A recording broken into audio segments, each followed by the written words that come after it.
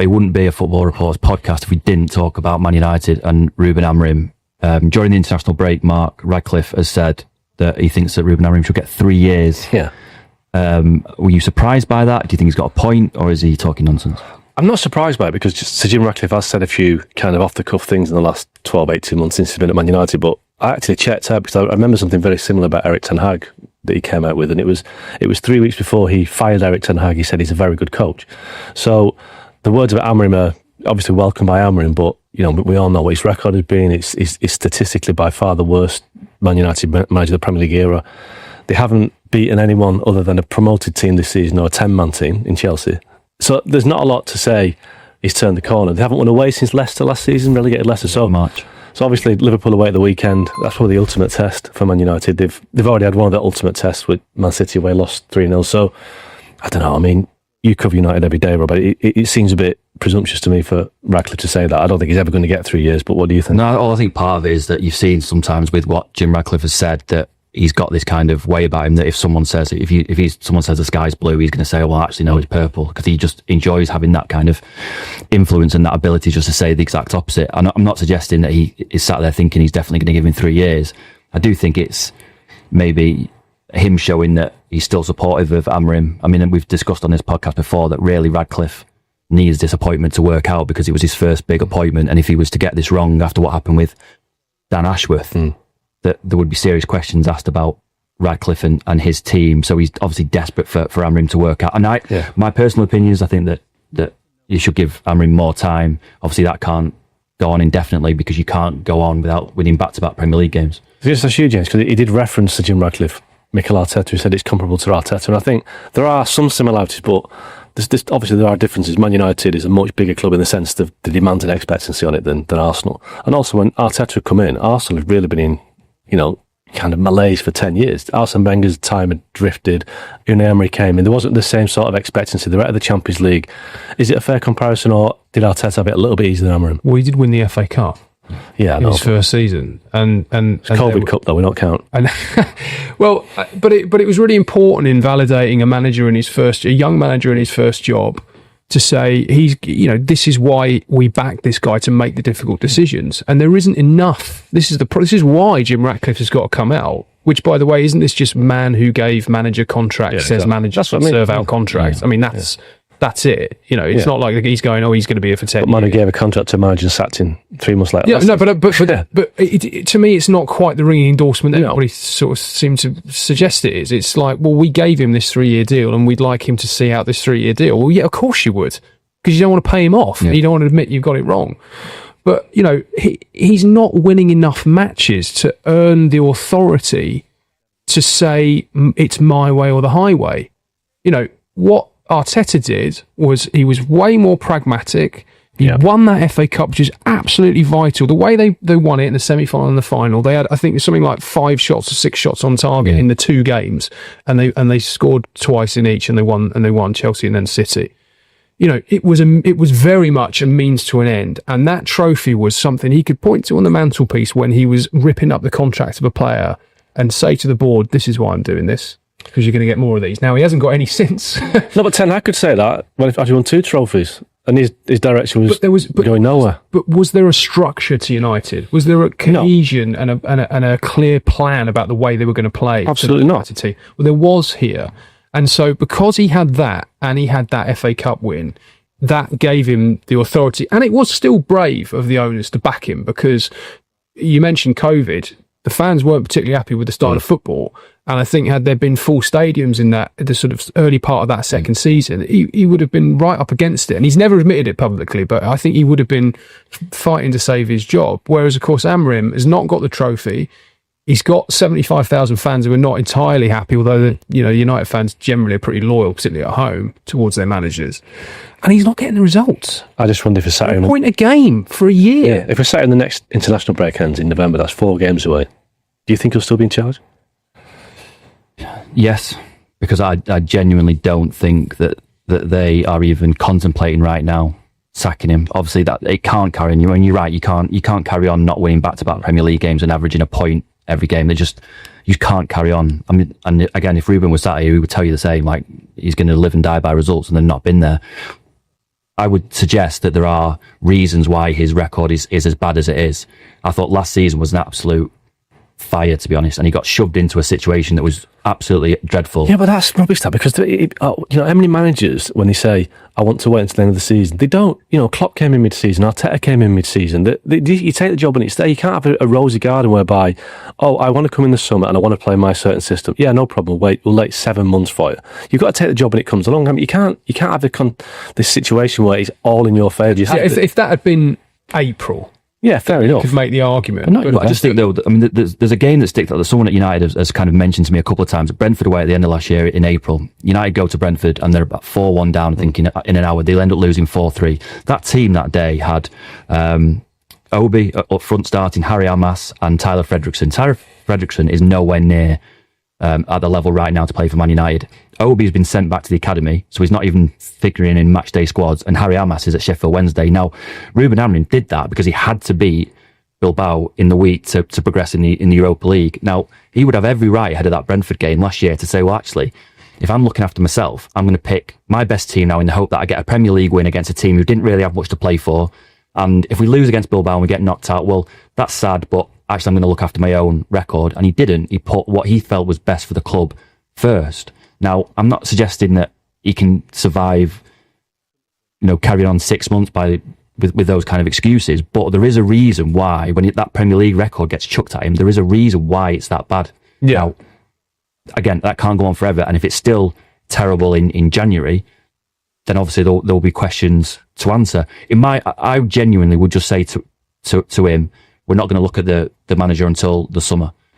Give him the season. Just give him January, give him the season, and then see where you're at. I mean, I know you're completely opposite and say, well, why would you want to write off a season? And I get that argument, but you cannot keep chopping and changing managers and not giving them the right conditions to succeed and then go, you failed. For a manager to turn around and go, well, you didn't help. There's also not a leading candidate out there either. Yeah. I think that's another element of this. Is if there was someone sat there, if we're talking about, I don't know, the name that's coming to my head was Pochettino, just because he's been linked so many times before. They missed the boat, haven't they, with a load of them? Thomas Frank, Thomas Tuchel, Pochettino. Yeah. Look, I mean, if somebody comes in, even if it's Amorim, just says, look, this isn't working, the system, the players aren't buying it, let's just go 4-2-3-1, then you might have, seriously, they've got players who can play that system. Certainly overloaded up front with players who can play that. I don't think any of the defenders are comfortable in the back three apart from Maguire because it protects him. It's just a completely pointless Amorim's argument to that was if he walks into the dressing room and goes, well, we're not playing 3-4-3 anymore, we're playing 4-4-3-3, the players are going to go, they're doing that already. They do it every time they train a session. They're doing, here we go again, 3-4-3. A year in, they haven't learned how to play the system. So it's like, at some point, change it. I mean, look, the goalkeeper might make a difference, but you can see the players that they're not comfortable playing there. They're not good enough in that system. So maybe Amorim should think, look, these guys aren't. It'd be much better for Amorim to make him look a much better coach to say, like, listen, guys, it's not working. Let's go forward at the back and we'll work on it in a different way. I think it makes him look weak now if he changes with the players and with everyone else around the club. That Europa League final, he must look back on that and just think, what a moment that could have been. You know, if they'd won that, they win that game, and we're not having this conversation. Yeah, they win that game. Oh, we can't play in the Champions League because it's too hard for us. That's what he's saying. He finds an excuse in everything.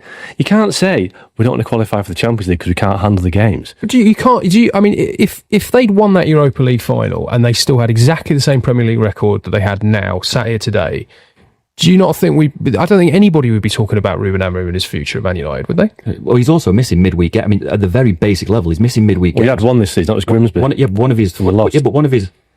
of his Champions League games, if he'd won that final, he may have played, a low-level Champions League side at Old Trafford where you could have gone and won 2-0, and all of a sudden the pressure wasn't building ahead of Sunderland at home. At the moment, he's completely exposed to Premier League results. That's a really good point, actually, because I remember, and we've talked about this on this podcast before, that he's got a clear week, he can train with the group, that's really going to help with the system. Do you think the flip side of that is that the players are sensing the pressure because it's building over 7 days? Massively. I genuinely don't think that again, Ruben would probably tell you something different, but he thinks it's a good thing.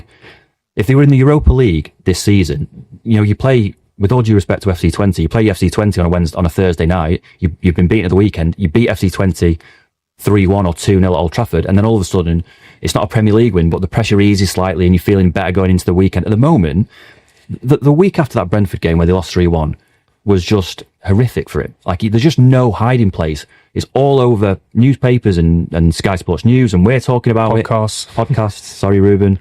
But he's just completely exposed to it all, and there's no escaping it. There's no respite. This thing about, we've got a week on the training pitch now, it's like just say to the guys, well, just go out and just keep digging that hole even deeper, because, it's not working. An extra week of training this system when they're not taking it in after so long, do something different.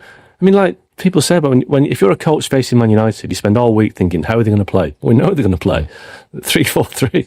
So it's like he's just showing his hand all the time. So listen, I like the guy's got charisma, but in terms of coaching record, he's just not working at Man United. Well, obviously, we could spend all day talking about Ruben Amorim and Man United. I'm sure we will do on different episodes of this podcast, but that's what we've got time for this week. Join us again next week for more Football Report. Gabriel Martinelli drops subtle hint about dream move amid Arsenal future uncertainty. Gabriel Martinelli has opened up about what his dream move might look like, and it's not necessarily in Europe.